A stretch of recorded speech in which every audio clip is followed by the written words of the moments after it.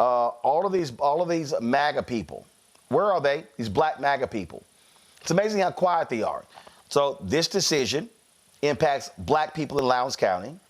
The Cancer Alley decision to stop that lawsuit against petrochemical company affects black people in Louisiana. They stopped a lawsuit dealing with black people in voting in Texas. Donald Trump does not give a damn about black people. And all of these black people, all of those Negroes who were so happy, smiling and shucking and jiving at the White House Black History Month party, it's amazing how quiet all of them they are. Where's Michaela Montgomery? Where's C.J. Pearson? Where is David Harris? Where is what's his name?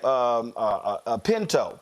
Where are all these folks? Where's that little girl from FAMU who's running around? It's amazing how quiet they are when these things are impacting black people, and you don't hear peep.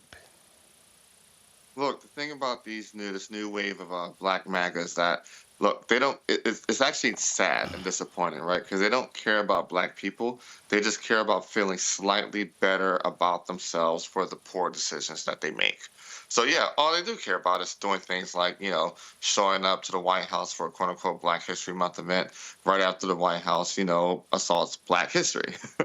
We shouldn't expect them to ever speak out against things, like the White House ending this DEI lawsuit, but they're calling it a DEI lawsuit when in reality it's actually the federal government cleaning up a state and local government mess.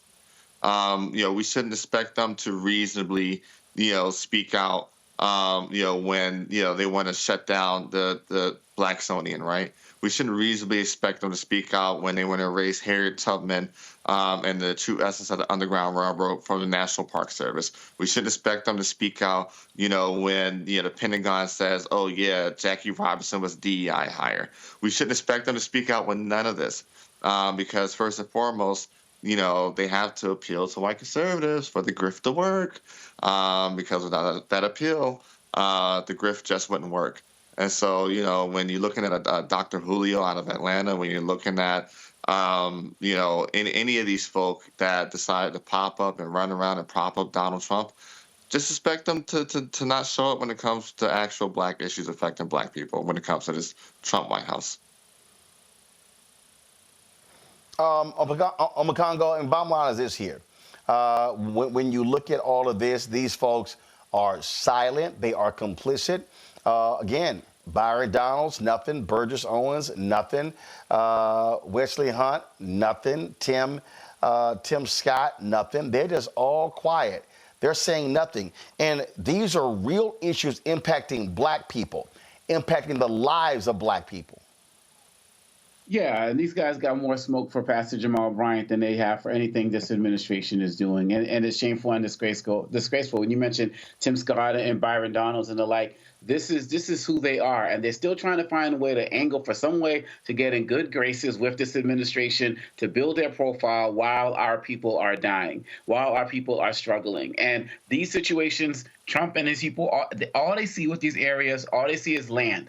And they see possibilities of people having to move into other areas so they can go in and take over that land. And for these poor white folks in these rural communities and these other spaces, they're going to do the same thing with you as well, if they're not doing it already. I don't know if there's other networks that are speaking out, for poor, marginalized white people. We do on this network, but I'm saying we're paying real attention to it like we're doing right now. They're coming for everybody, and they have no respect for people who are poor, for people who are struggling, and for people who are dealing with, as Brother Craig was saying, man-made disasters. And this is the other thing. Did you see that interview last week where Kennedy, they were like, "Hey, man, you cut this program for teen diabetes." And he was like, "Oh, we didn't do that. We just cut all the DEI stuff." They use DEI as a trigger word for everything. And as long as they use that term DEI for everything, the Byron Donalds of the world, the Tim Scotts of the world, none of them are going to speak up because they don't want to be associated with anything that might actually be looked at DEI. This is not DEI. This is public health. This is people dying. This is communities being torn apart, and it's been happening for decades. And I don't know what's going to happen with these black Republicans because, to be quite honest, as long as they can continue to be a mouthpiece for Donald Trump, we're not going to hear a peep for them about anything having to do with the empowerment of black people. And in these situations, we are on our own from them. Absolutely. And so I think it is safe to say that black people can forget having any protection at all from this administration. I mean, you can forget them standing up for black people. They are going to stand up for big business at every turn.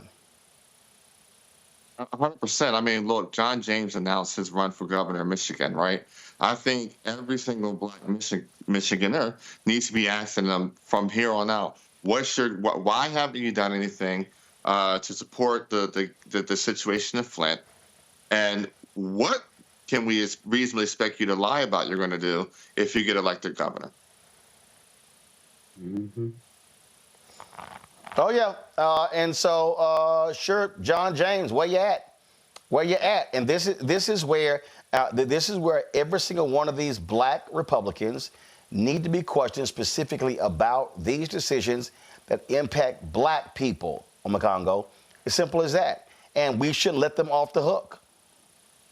Oh, absolutely. And given the incredible work that was done in Louisiana to destroy, those 4 initiatives that the governor had on the ballot there, these black Republicans need to wake up, because as you always talk about, Roland, when we get the turnout and get our numbers out in the places where the places we populate, we are unstoppable. And I think that more and more black people slowly but surely are waking up to that fact. When you look at the work of Black Votes Matter and so many of these other organizations, I think every black Republican should be on notice right now. You're not going to be able to bring in 50 Cent. You're not going to be able to bring in some of these other guys who are going to speak for you and just say, oh, we'll just get some black votes. We'll just throw in a black celebrity here and there. It's not going to work this time around. And these guys are continually and daily making themselves irrelevant, because the Trump administration has shown that they have nothing for them.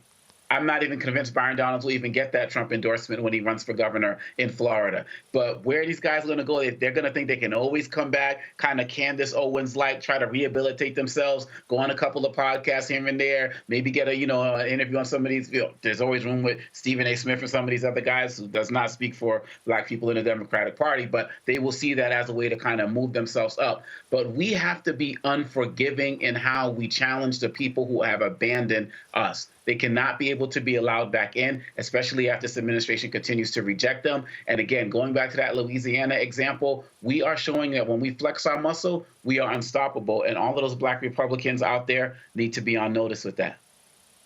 Hello, I'm Isaac Hayes III, founder and CEO of Fanbase. Listen to what I'm about to tell you. The window to invest in Fanbase is closing. We've raised over $10.6 million of our $17 million goal. That means there's room for less than 6,370 people to invest in Fanbase for the average amount. The minimum to invest in Fanbase right now is $399. That makes you an owner in Fanbase today. Go to startengine.com/fanbase to invest. Why?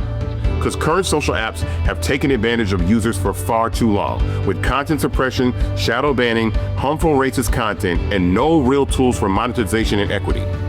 Fanbase has over 1.4 million users and counting, allowing anyone to reach all their following and monetize their content from day one. Social media is the new TV, and whoever owns the apps that distribute that content have the opportunity to own potential billion-dollar companies. While big platforms with uncertain futures are failing to serve their users, Fanbase is stepping up to fill the gap. Don't wait until it's too late. Invest now, invest for yourself and your future. Go to startengine.com/fanbase and own the next generation of social media.